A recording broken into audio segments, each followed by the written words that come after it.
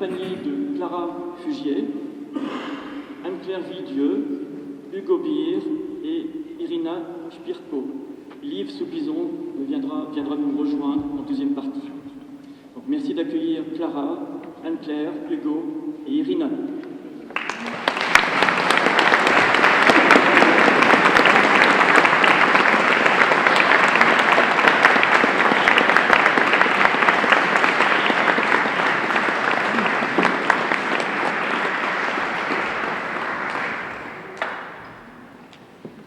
Nous commençons ce concert par une messe brève en ut majeur pour 3 voix égales et piano, qui fut exécutée pour la première fois le 23 mars 1845, jour de Pâques, dans l'église Saint-Germain-l'Auxerrois à Paris. À l'origine, il s'agissait d'une œuvre pour solistes, chœurs et orchestre, mais c'est une version pour 3 voix et piano, réalisée par Martin lui-même, que nous vous proposons aujourd'hui.